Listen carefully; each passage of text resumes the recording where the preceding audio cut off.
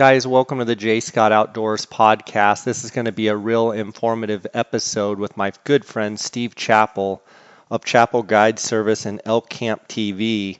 I want to encourage you guys to check out Steve's Facebook page. That's Chappell Guide Service and Elk Camp TV. Also go to his website, chappellguideservice.com, and I want to thank him for his time. Guys, I want to remind you that Go Hunt Insider is a sponsor, title sponsor of this podcast, and the 2018 draw odds have just been released, as well as the Arizona elk and antelope applications. And you can go on Go Hunt Insider and get all of the up-to-date and most accurate draw odds and all the information, and that's part of being an insider member. If you haven't signed up, go to gohunt.com/JScott. When you do that, follow the prompts. You actually are going to get a $50 Go Hunt Gear Shop gift card, $50, and you're going to have full access to the insider program, which is going to allow you to look at all of these updated draw odds. Now, these are the most accurate draw odds out there, and I think it's important for any Western hunter to make sure that they're using accurate draw odds when they're looking at all these different units. I want to thank them for their sponsorship. Also, Kuiu Ultralight Hunting, Jason Harrison and his crew make the best ultralight hunting gear. The Outdoorsman's, the Optics Authority, 1-800-291-8065. Cody Nelson and his crew there in Phoenix. If you use the J. Scott promo code, you're going to get a 10% discount there. You can also go to outdoorsmans.com to get that 10% discount. And then PhoneScope, Cheston Davis, phonescope.com. Use the J. Scott 16 promo code. You're going to get a 10% discount there at PhoneScope. I want to thank all of the sponsors. I want to thank you guys, the listeners. If you have any questions at all, please email me at jscottoutdoors@gmail.com. You can also send me a direct message on my Instagram account, and that's at jscottoutdoors. Guys, let's dive right into the info here with Steve Chappell, and thanks for your loyal support of this podcast. Welcome to the J. Scott Outdoors podcast. Today is going to be a fun episode with my good friend Steve Chappell. I've had Steve on the podcast several times, and I just get unbelievable reviews. Steve and I have been friends for a long time, and we were actually partners in our guide business for quite a while, and we still are great friends, and we've been through a lot of encounters and experiences together, and I consider Steve one of my dear friends, and we're both believers, and we just have a lot in common. Steve, it's so great to have you on the podcast. How you doing? I'm doing great, Jay. It's really nice to kick off 2018 being on your podcast. I really appreciate you having me on. I'm looking forward to visiting with you here. Absolutely. Let's dive right into it. I know everyone's probably wanting to get some info out of Steve Chappell and see what the master is thinking.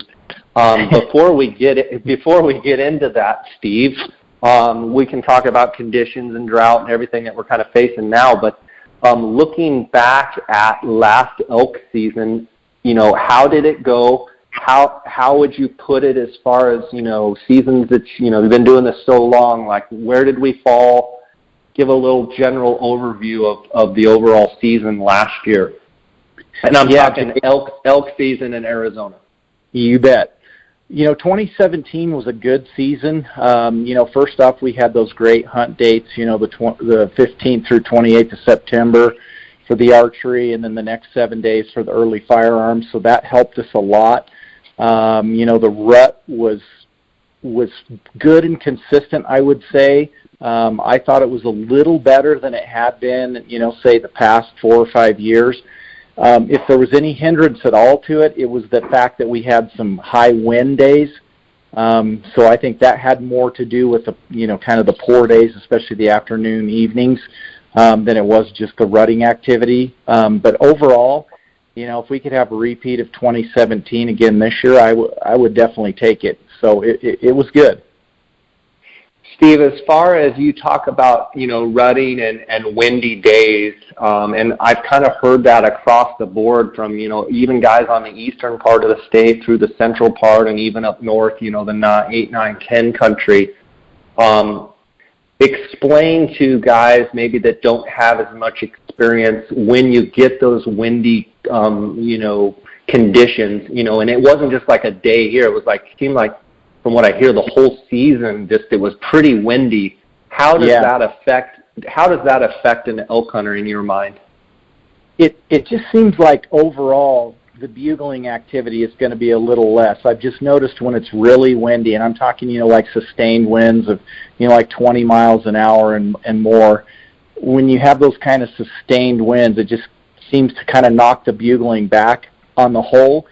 And then you also obviously have to be a lot closer to hear any elk that are bugling, and you have to also be closer to them, because if they're going to hear your calling and respond to it, they're not going to hear it from as far away. So really what I try to do is, I like to get in tight to elk to call anyway, but when it's windy, I feel like you have to get right in their kitchen. I'm talking, 120, 100 yards and less for your calling to be more meaningful to elk that are, kind of wind blown, so to speak.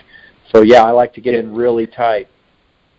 Don't you feel like sometimes when it's windy, and you can sneak in tight, you make a few calls. I mean, you can get them really fired up, and like they get almost like they spook them. You got to watch that you don't spook them, because they're also they can't hear as well, and they're kind of, they're a little leery when they can't sense when something's, coming up on them, and you call to them, and sometimes they respond like, oh gosh, there's cows right there, and they just come right over. But wouldn't you say there's also a little bit like they're kind of testing you, and they're kind of, you can watch their body language, and they're kind of, did I hear what I think I heard? And they're kind of poking their ears and kind of, looking in your direction. Would you not agree? Yeah, absolutely. It does make them more edgy. So it kind of depends on the bull that you're dealing with. Sometimes they may come right in. The thing that I do like you just alluded to, is they can't really hear you approaching, so you can aggressively get in there close, because you've got cover noise as you're getting in there, and you can set up and call up close. And then, like I've said in the past on your podcast, when you're in close like that, even though it's windy, I still feel like it's critical that you blow a nice quality, subtle sound to start with, and not just jump all over them, because they're kind of edgy already. So I like to just, introduce myself with that first call or sequence of calls, just nice and sweet to them. And then the other advantage is they have a little bit of a hard time when the wind's blowing like that, pinpointing exactly where you're at and exactly how far away you are, which is to your advantage if you get one to come in and it's windy like that. For sure, absolutely. Jumping ahead just a little bit, when we're looking at the 2018 season, with the application deadline coming up here February 13th, our season dates, Steve, for most of the archery hunts in Arizona, they bumped back a day. So it's September 14th to the 27th, where last year it was the September 15th to the 28th. You don't really see any big difference in the actual date or timing of that, do you? Yeah, not at all. I don't think that one day will make a difference. If I see anything, and I think you and I already kind of mentioned this to each other via text, is the moon phase. We had a real favorable moon phase last year for much of the archery hunt, and this year that's not so much the case. I just took a glance at it. I don't know exactly when the full moon is, but it looks like we have a lot of moon, say from the 19th or 20th through the end of the hunt, which I'm not a huge fan of. So we're going to have to hope that we get some moisture and some cows come into heat, during that time phase, and then, all the rules get thrown out the window if there's cows in heat. Yeah. I'm looking at it right here, and it looks like around the 8th or 9th is a new moon, and it's full. It looks like it's full on the 25th. So it's going to be just getting brighter and brighter and brighter, which, one thing it could possibly, last year was kind of weird. We thought, it's going to be dark, it's going to be incredible. But did it really backfire on us, and did they almost kind of shut down? And maybe, I'm just curious, your opinion, like maybe as far as bugling and getting after it on that coming moon, maybe they'll get into it. It might be tougher hunting during the day. Yeah. But it might, I mean, is there any thought that you're thinking they might just start getting, by about the 17th, 18th, as that moon's pretty, it's at its first quarter, they'll start getting it? Yeah, that could very well be the case, because I've heard it said by people who really know science in the elk rut is that the majority of the cows will come into heat around, it's 3 to 4 days around a full moon. So if that plays out to be true, that could actually, really help and kick that rut in because of the way the moon is timed this year. If it's full on the 25th, we'd be looking at, anywhere from the 21st to like the 28th, 29th, right in there, which are very good dates anyway. So yeah, it could, if that plays out that way, it could be a frenzy there that last week of the archery hunt. Let's bump over to the other thing that you and I know, affects antler growth, affects their rutting, and that's feed conditions and drought. And how is it looking out there? What is your take? What are you hearing from your guides across the state as far as, is it widespread dry? Is some places better than other? What are you hearing out there? Yeah, I'm hearing that it's especially dry in the northwest, which is typically the most dry anyway. So we're talking like, 8, 9, 10, 7, those units.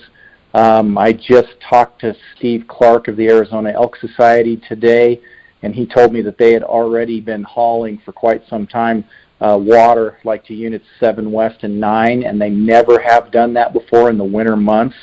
So that really got my attention, the fact that they've never done that before during this time frame. So that's kind of concerning there for the northwest part of the state. Like always, up on the Mogollon Rim and in the White Mountains, it seems to fare a little better. But I think if this persists and we don't get some moisture come spring and we stay in this La Nina pattern, that we could be looking at a pretty dry year overall. I'm not so much the kind of guy that really cares if a bull has 350 or 365 antlers, which we could have if we have a droughty year. I'm more about whether they're going to rut or not and have a normal rut cycle. So I'm hoping that, worst case scenario, we have a dry winter and dry spring, but then we get enough rains in the monsoon that it gets the elk healthy and they go into the rut, fat and sassy and wanting to bugle and carry on. But we'll see. Don't you think there's some aspect too that if it can be dry in the winter, but as long as they're holding their own, they have feed, and the Game and Fish or the Elk Society is able to get them water and such. As long as they're not putting pressure on their body, is there a chance that maybe milder conditions and not having to deal with heavy snow and what have you, that if we did get spring rains, say, late February, March, is it possible in your mind that we could see just a regular average year, or it could even turn around and be a good year? Yeah, absolutely. Interesting that you bring that up, because I really feel like that's part of the reason, a big part of the reason why Arizona elk grow big antlers in the first place versus places like Colorado or Idaho or places where there's harsh winters. Arizona has that advantage, and these elk definitely have had a mild, warmer winter so far, and no doubt that allows them to not use so much of their reserves to stay alive and survive. So they're doing well right now as far as their health goes. So, without a doubt, if they get some rain at some point and there's some feed, and, elk are opportunists just like any other animal. They're gonna use everything in their habitat that they can, whether it be browse or, cedar berries or, just whatever they can eat.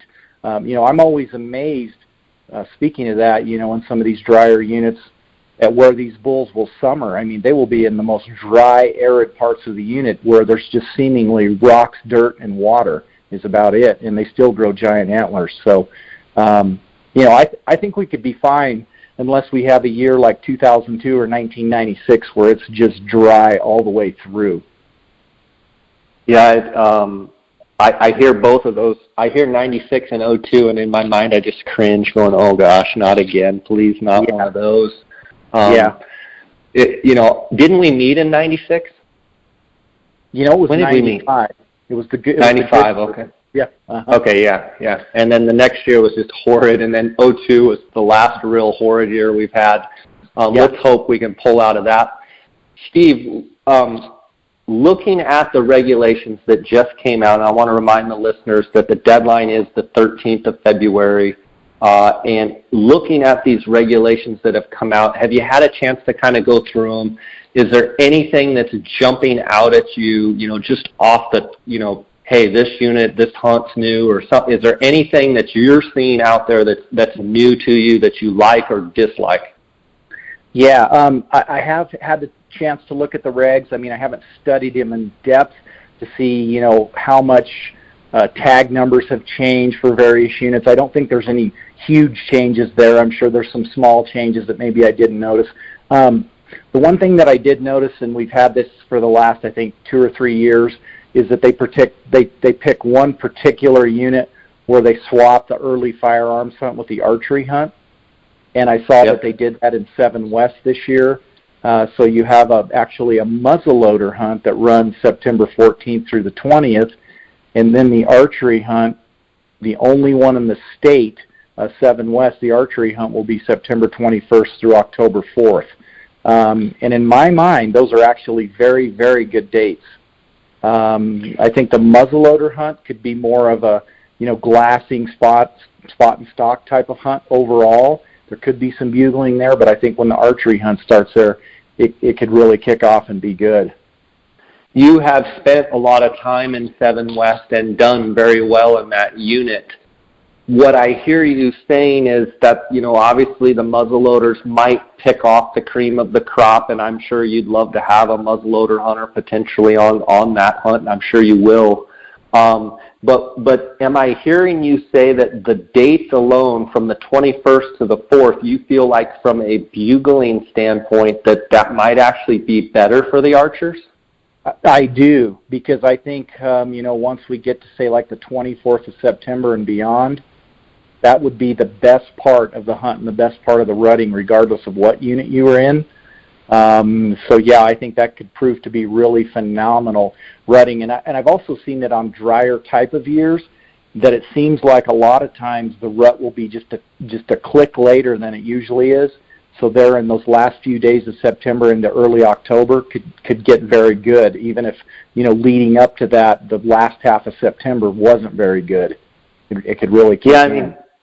We've seen it. We've been together quite a bit in that, kind of late archery, moving into the early rifle or those muzzleloader hunts that are, typically right after the archery. And it just seems like the last 4 or 5 days of the archery, when they're in this time frame of, the 14th to the 27th, it just seems like that, 23rd, 24th, 25th, 26th, 27th, 8th, 9th, 3rd, into the 1st, 2nd, 3rd. I've seen them just going, some of the best bugling of the whole season's usually, the first 3 days or the last 3 days of September and the first 3 days of October.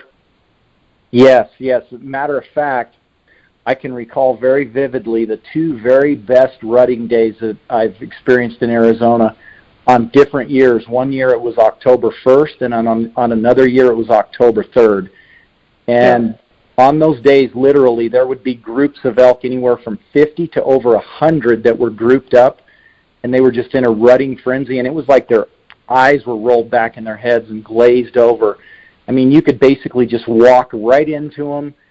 The wind wasn't that important. It was unbelievable on those 2 days. I hope we have some like that this year.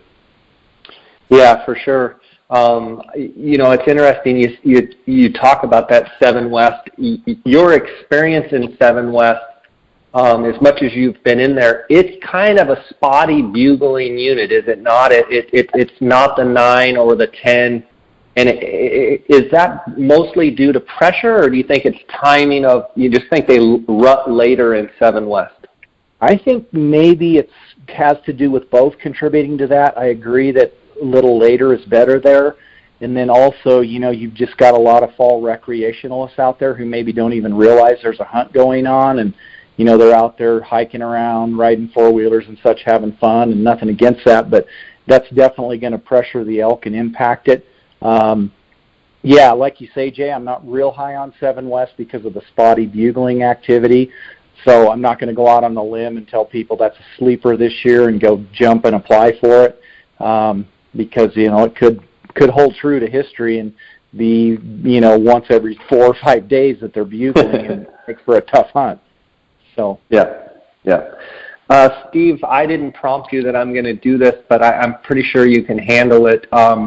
When we're talking about the archery elk units, I'd like to just I'm looking at the regs right now, and I'm just going to kind of go down through, let's say 1, 3C. I'm going to kind of bounce through some units and just I'm gonna say the unit. You kind of just give me your overview, what you think, trending up, down, and maybe some of these you'll be like, Jay, I don't know, let's skip it and move on, and maybe say, mid, just whatever kind of comes to your head. And we'll just kind of go through some of these units. 1 2B 2C archery hunt. Yeah, I think it's kind of holding steady. I think it overall has declined a little since the years when they had 150 bull tags. Since we had the big fire, and I believe it's 2011 or 12, right in there, and they upped it substantially. That obviously doubling the tags hurts the quality of the experience a little bit, but I think 1 is definitely holding steady as far as being a good, consistent bugling rutting unit where a guy could reasonably, if things go well, get a 340 plus bull on that hunt. Okay, 3C. Yeah, 3C, its heyday was definitely after the Rodeo Chetasky fire. I mean, there was a time there that for several years where we did really well in that unit. I mean, as you know, you and Dar were part of taking a 425 or 26 bull out of that unit. I wouldn't put it up there with the heyday. I would say, again, like 1, it's kind of held its own over the past five years or so where, 330, 340, sometimes better bulls. Just depending, you've always got that factor, just like in Unit 1, of having the White Mountain Apache Reservation, on the entire southern border of 3C. So you just never know what's going to come over the fence to rut. So there's always the possibility of a great bull out of 3C. Yep. 3B. That's a unit we just don't have a lot of experience in, so I'm going to not make any judgments on that one. So, okay.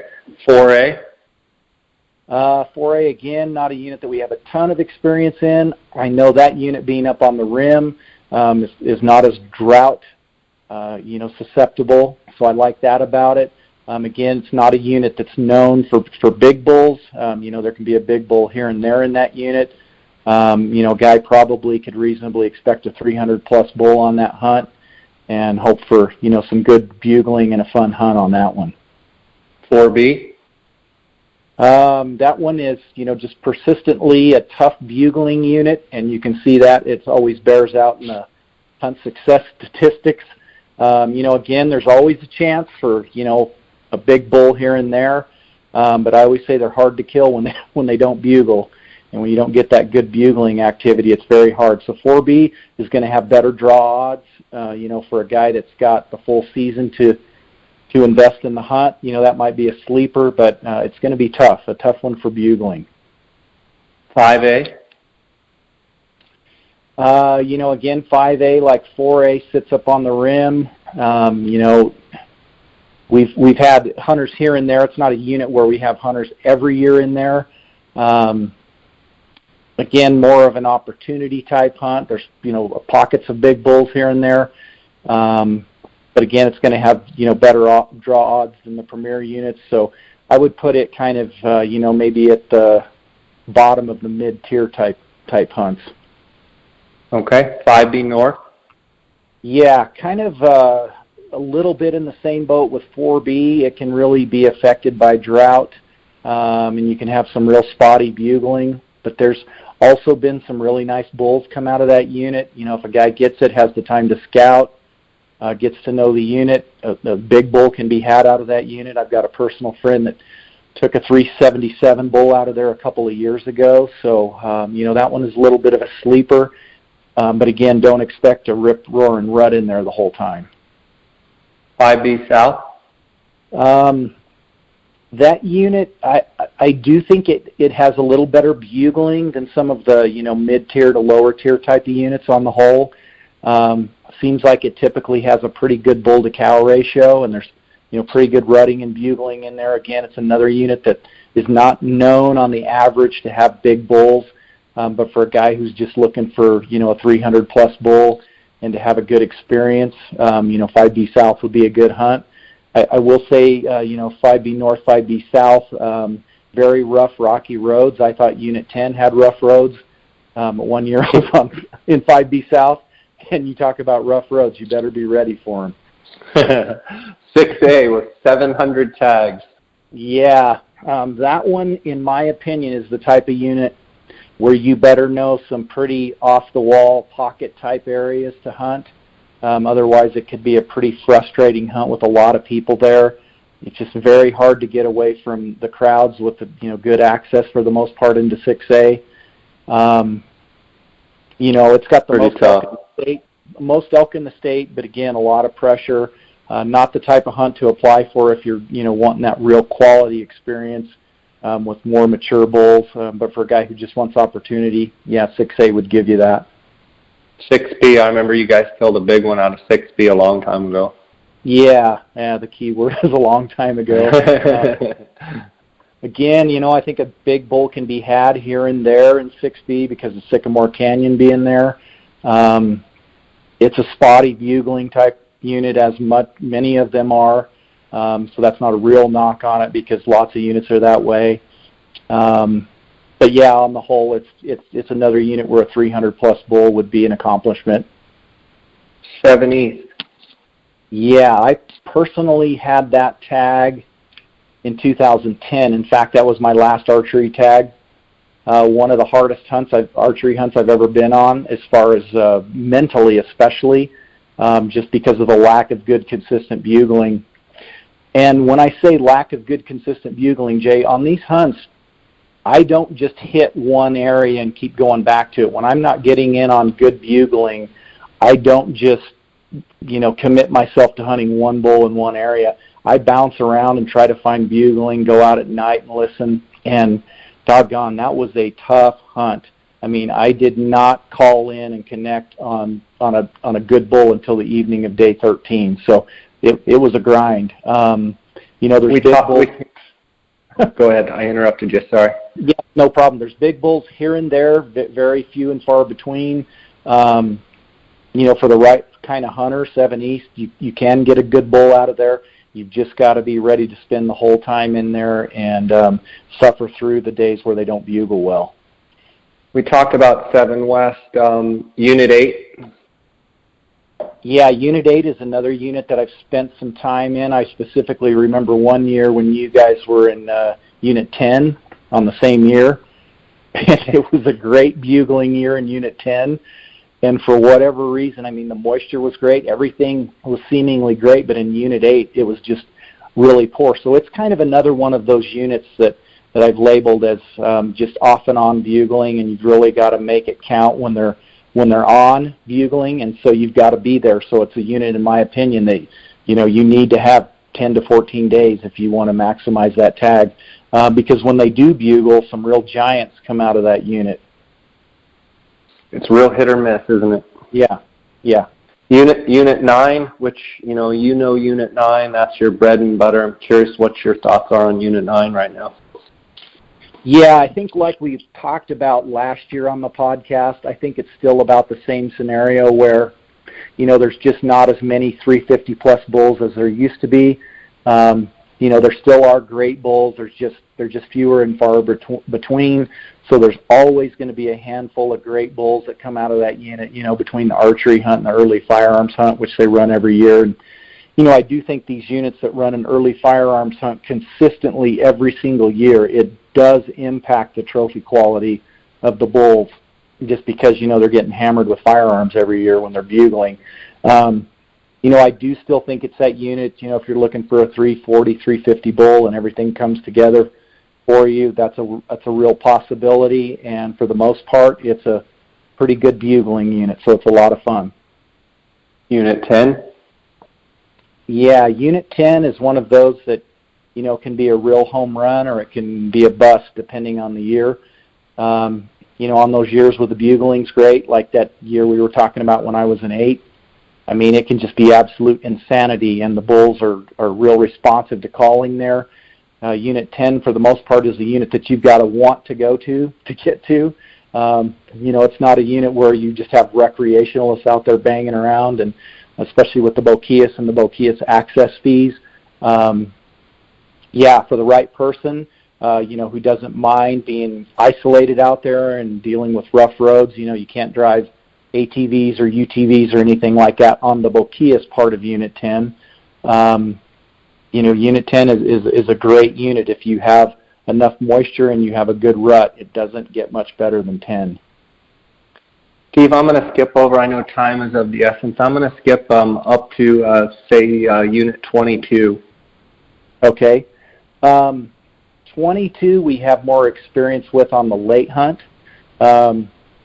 22 I do know can be very good for bugling, during the rut hunts.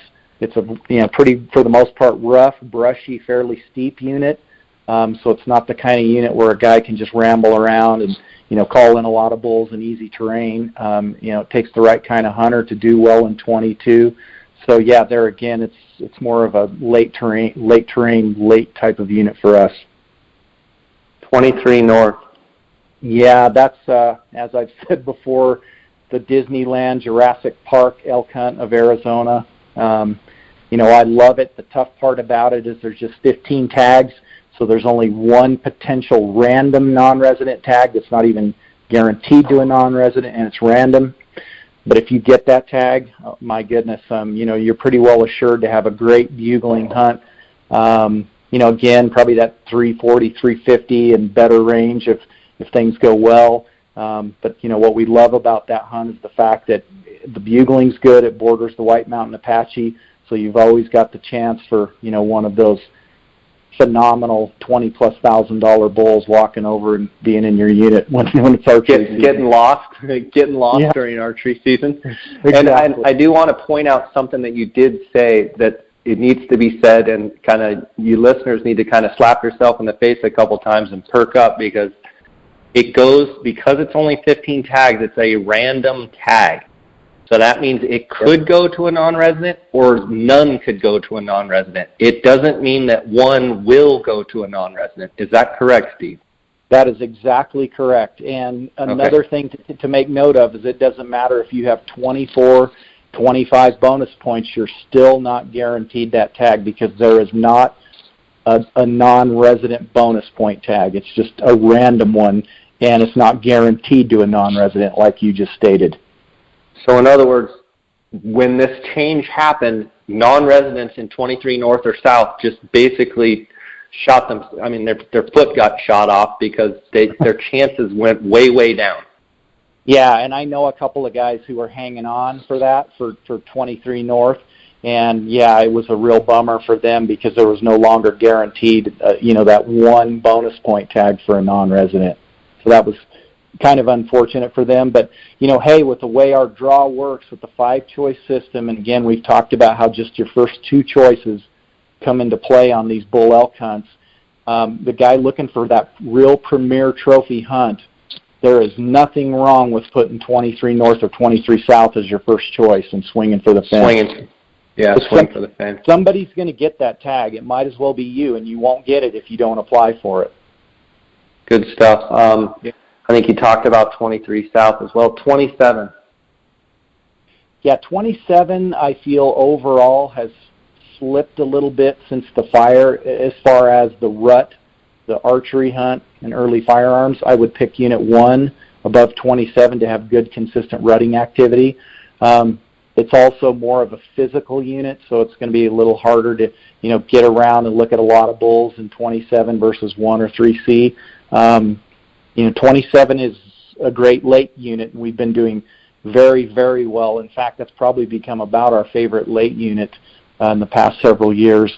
Again, I would. Don't you think, Steve, as good as you guys can see in 27, you guys are killing some great bulls, but don't you think it's just hammering the overall quality? Yes. in 27? And they're keeping the tag numbers up pretty high. So, it's the heyday right now, but I have a feeling that we're gonna pay the piper here pretty soon, and it's hurting the trophy quality, and that's going to get more and more magnified as we go on in time. Yeah, for sure. I appreciate you going through those units with us, and want to encourage the listeners. There's a bunch of hunts there, and different, late hunts and different stuff that you can, late archery. There's all kinds of stuff. Steve knows all these units. He has guides in most all these units, and they do very, very well. I encourage you guys to, call, email, get a hold of Steve if you want more information on different hunts. Steve knows the application. He put out a DVD on the application on the draw. He knows the draw inside and out. He knows how it works. So you can always contact Steve for more information. Steve, you have been doing a different, let's say, out-of-the-box system. I'm going to call it out-of-the-box in a good way for the last 3 years.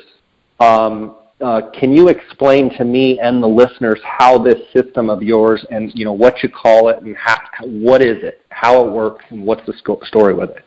Yeah, you bet, Jay. It's called Zero Hunt Fees, and the reason I offered it is I just saw more and more that,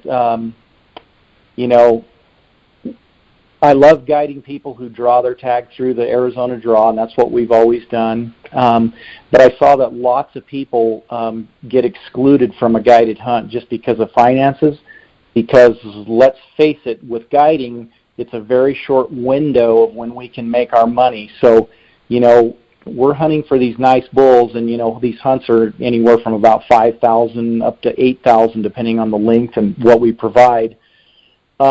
And that just excludes a lot of people just by design. It excludes most people, including me. So I just thought, how can we make this more affordable and more, reach more people who would like to go on a guided hunt? And the Zero Hunt Fees program fits into that scenario just perfectly, because rather than a hunter having to come up with a large lump sum when they draw a tag, what they do is they pay a small amount yearly, and that exact amount is $349 a year for this membership. And then when they draw their tag, whether it's the first year, the third year, 5th year, 10th year, 15th year, they pay no more for their guided hunt at that point. The question that I get asked the most about it is, well, couldn't someone just save the money, start a savings account and save money for a guided hunt? Well, yes, they could, and I think that's a great plan. To me, the advantage over our Zero Hunt Fees program is, what if that person who's doing a self-savings account draws their first year or their third year or their 5th year, and they haven't saved up near enough money to go on that guided hunt? Then they're excluded from the guided hunt. So this eliminates that problem completely, because from year one, when they sign up into this program, their hunt fees are covered. So my opinion is, if their plan is to come to Arizona and hunt, which obviously they're planning that because they're applying for the draw, and they're looking at either going on a DIY hunt because they, do-it-yourself hunt because they can't afford a guided hunt, or they're even looking at going on a guided hunt. This plan, in either scenario, to me makes a lot of sense, because you can take it out all the way to 25 years. If you're paying $349 for 25 years at today's guide prices, you're at the break-even point at about 25 years. So, if you're like me and you're the optimist and you think, hey, I plan to draw inside of 25 years, I like my chances of drawing, this makes great sense, because basically you're investing less than $1 a day into your future Arizona elk hunt, is what it comes down to. So, Steve, if a resident or a non-resident, do you treat them the same in this program? Currently, Jay, I'm just offering it to non-residents because of the fact that, with the way the draw works and, 90+% of the tags going to the residents, I'm thinking and considering and, possibly going to develop a plan for the residents, but it would have to be a little different in scope than the one for the non-residents, where, I'm a lot more open as far as units and hunts they can apply for. In other words, though, the residence draws are way better. So if you could potentially get just absolutely killed as far as owing a bunch of residence hunts that maybe only applied with you for 1 year, and now you got to pay a $6,000 guided hunt. Is that what I hear you saying? That's exactly right. Because at the end of the day, I'm offering the same thing as far as the hunt quality goes to someone, whether a zero hunt fees member or a regular guided client. So, whether I'm guiding the hunt personally or one of my guides is guiding it, I'm going to make sure that if my guide is guiding it, he's going to be paid the same amount of money if he's guiding a zero hunt fees member. So he's going to have the same motivation to do well on that hunt versus a standard client, if you know what I'm saying. I'm making sure that zero hunt fees member gets treated just like a standard guided hunter does. So, yeah, you're exactly right. I have to watch out for my risk, because if I were just to offer it broad scope to everyone, you could definitely stand to get burned and lose a lot of money as a guide. Yeah. So how long have you been doing it, and how has it been working for not only for you, your business, and for the hunter? Yeah, I started it in 2016, and I haven't been real aggressive about marketing it and pushing it. I would say this year I've stepped it up a little bit as far as offering it. So I've kind of just built a slow membership. It has been a great thing for me, as it has been for the members. We've had some members who have drawn, and definitely non-residents who have drawn, who did not have the specified amount of points to guarantee themselves tags, but they still drew. So that's the cool thing, with that change that the Game and Fish implemented into the draw. I think it was in 15 or 16. I think it was 3 years ago. Yep. So, it basically changed the draw from where it was all about your bonus points, and if you didn't have, X amount of bonus points, you weren't going to draw 9 or 1 or 3C or 10 or 23 or 7 West or 8 or a lot of these better hunt units. You just weren't going to draw unless you had the points. Now, half of the non-resident tags that are issued on the bonus point basis, and then the other remaining half of the non-resident tags are available there in the random part of the draw when they're looking at the 1 and 2 choices. So the cool thing is the non-resident has the chance to draw any tag on any given year now. So this zero hunt fees membership is a lot more attractive now that is possible. Yeah, and you non-residents that are listening, this is a slap yourself in the face and wake up and listen to what Steve just said. You now randomly have a chance literally to draw any tag in the state. Before, you weren't even in the running if you didn't have the number of points for that unit. Yeah, now, that's exactly 5% of those tags go completely random, and 5% of those tags, right, go into the maximum point pool. So you can draw a Unit 9 tag with 1 or no or 3 points. You can draw a Unit 10 or a Unit 20. We talked about 23. It's a little different. A 3C, a Unit 1. You can draw some of these great units, whereas before you had to have, 13, 14, 15, whatever the max number of points. So you non-residents that are listening that have never applied in Arizona, you better get on it, because you have a chance to draw and you didn't before. Yeah, that's exactly right, Jay. A specific example would be the Unit 1 archery hunt with 300 bull tags. With that 10% non-resident cap in place, 30 of those tags can go to non-residents. So breaking it down, 15 of those tags will go in the bonus point round, and then there's a potential 15 tags that will go in the random part of the draw. And that never used to be the case. In the past, all 30 of those non-resident tags would get taken in the bonus point round.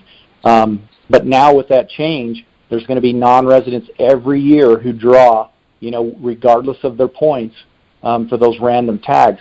So again, it makes the zero hunt fees membership, more attractive. In the past, when it was just all about your points, to me it wouldn't make a lot of sense to join a program like this unless you had max points And, whoever was offering it, like me, would allow you to get in when you were guaranteed to draw a hunt. But now with this, element of randomness and half of the non-resident tags being random, the zero hunt fees program is, real attractive to a non-resident and just offers them the opportunity to potentially save thousands of dollars on a guided hunt. And Steve, I just want to be clear. Someone can call you tomorrow and listen to this podcast, and they can call with no points.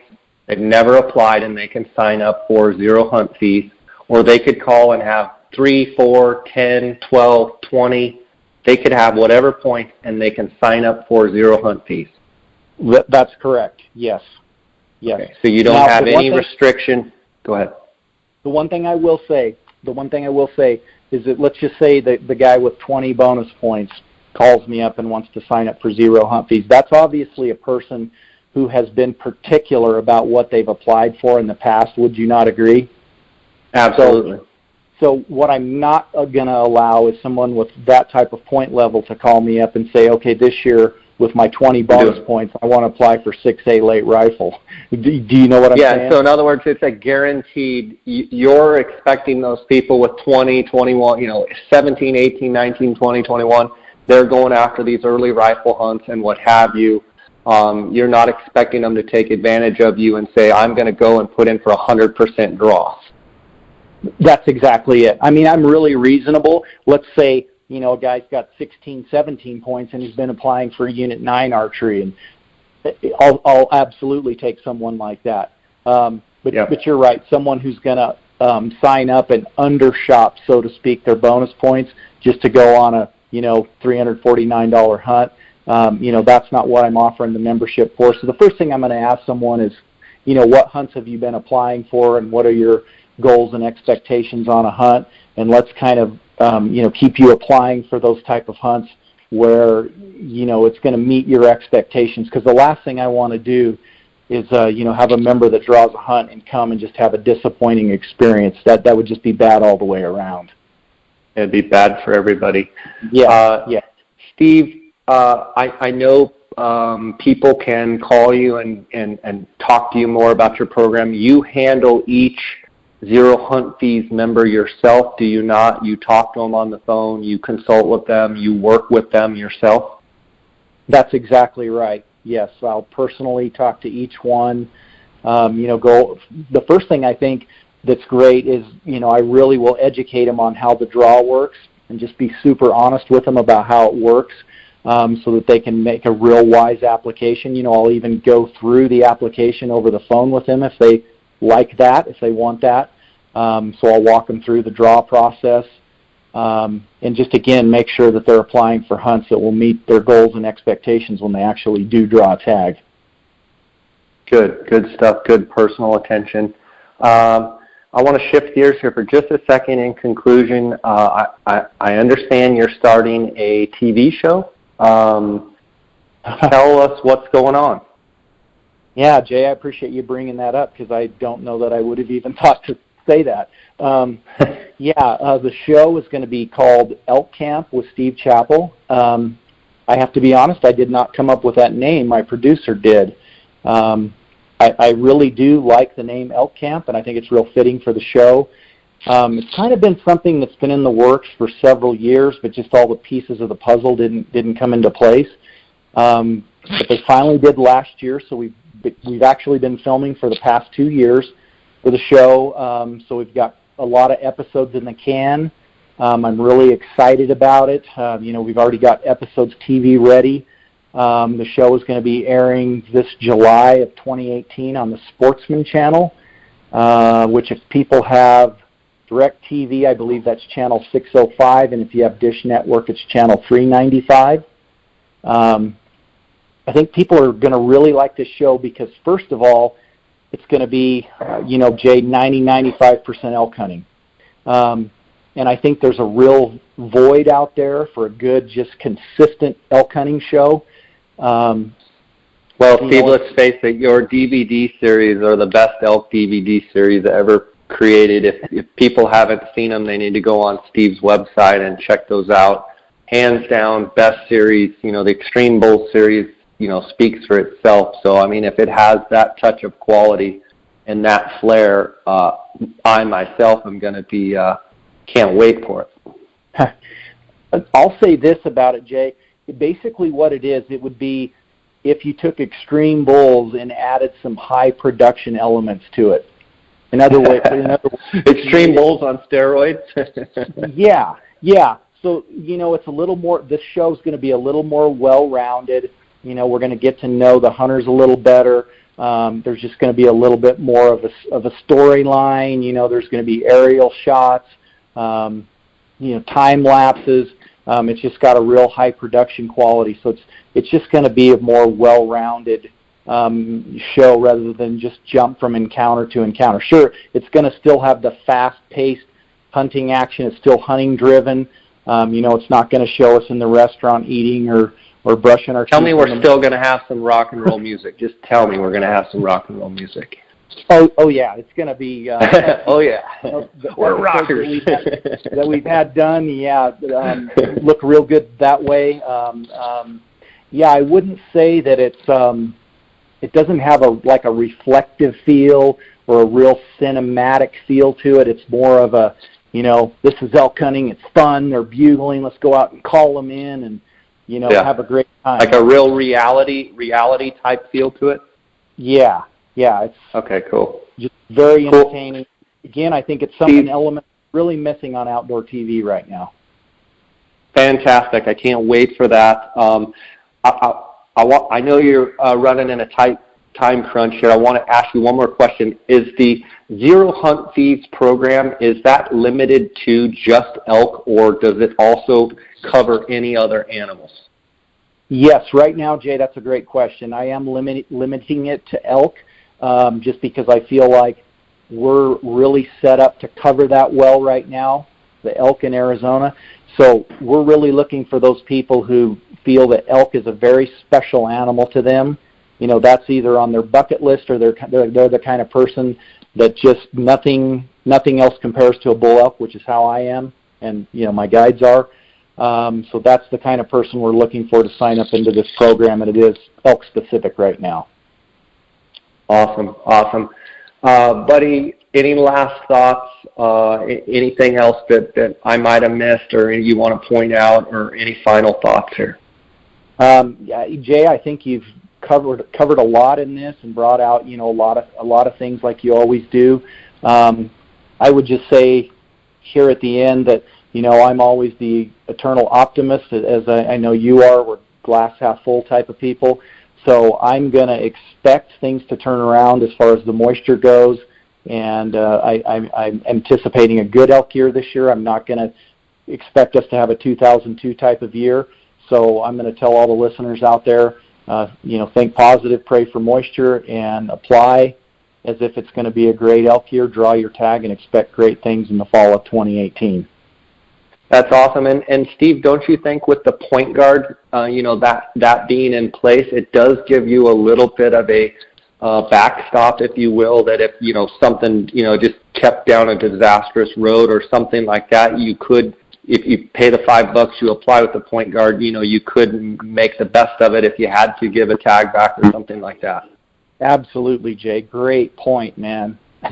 Yeah, and the fact now that you have to have a portal account in order to get your draw results, there's no reason not to go on and set up a free and easy portal account on the Arizona Game and Fish website. Very easy to do, self-explanatory. That way, when you apply for just $5, like you said, you can add that at the end of your application, and you are totally covered to protect yourself, should the unthinkable happen. And we just have a terrible year, you can always turn that tag back in, toward the very end. Yeah, and you get your points back, and you actually get a bonus point for the year, so it's a pretty sweet deal. That's Steve, great. I want to give you a chance to let the listeners know how they best can find you, how they can get a hold of you, et cetera, where they can hear more about what they've heard today. Okay, thank you, Jay. Yeah, my website, first of all, is chappellguideservice.com, and Chappell's with 2 P's and 2 L's, so chappellguideservice.com.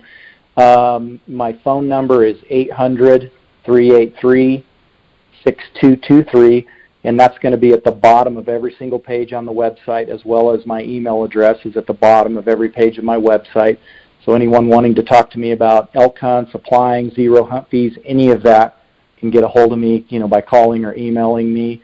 And then also have a Facebook and an Instagram that I just started about a month ago. That's how old school. Attaboy. So Instagram is Elk Camp TV, or they could probably type in Steve Chappell and find me. And then our Facebook page I just recently updated to Chappell Guide Service and Elk Camp TV. So they can find us on Instagram, Facebook that way. Awesome. Well, buddy, it's great to hear your voice. Great to talk to you. I know the listeners get so much value out of hearing you talk about elk. I know how passionate you are. You are the best elk caller I know, hands down. Steve Chappell, he'll kick me under the table here if we were sitting across, but he's one of the most humble people you know, but he can flat call elk, calls elk better than anyone I've ever been around. And I've been around Steve a lot. I've seen him in a lot of different situations. And you've worked so hard over the years to the thing is that there's guys that are good at certain calls and what have you. You're good with all the calls. You can make all the sounds. And, my hat's off to you for as hard as you've worked at that. And I know your guide service does phenomenal. And I just love watching all the success that you guys have, and encourage the listeners. Get a hold of Steve if you want to hear more about any of the stuff we talked about today. And Steve, Happy New Year to you, man. And we're headed down to Mexico to do some Coues deer hunting, so I'll probably catch you on the other side. But we got a deadline here, February 13th, and I just want to finish with one last thing. You like talking to hunters, and you take it personal and talk to each particular hunter. So anybody out there that's thinking they want to start applying, they don't need to feel bashful about, hey, I want to sign up for zero hunt fees, and I don't want to bother Steve. You want to talk to elk hunters, correct? Absolutely. I mean, that's what I do. This is what I do. This wintertime, my gosh, talk about cabin fever. So talking to guys about elk hunting, applying for elk is what I'm all about. And, I just love visiting with guys about it and how the draw works. So somebody shouldn't feel intimidated at all to talk to me, because I'm just a regular guy who loves to hunt elk just like they do. So, thank you, Jay. I welcome them to call me. Well, you're as good as they come and as humble as they come, and always enjoyed my time around you, and we're great friends, and I appreciate that friendship, and look forward to seeing you down the road here, and give my best to Barb and the girls, and I'll see you, I guess, when I see you, and thanks for sharing here with us. Yeah, thank you, Jay, and hey, thanks again for giving me that first pallet plate elk call you gave me back in 1995. Because you are. I had a little bit in the madness, didn't I? Oh yeah, dude, you're the elk calling master. I have to pass that back to you, but you're so full of bull. Thanks for having me on. Say hello to all right, buddy. The Coues God deer bless you. Okay. Trouble. Yep. God bless. Yeah, well, I think some Coues deer in trouble for sure. So, all right, buddy. Take care. Take care, Jay. Bye-bye.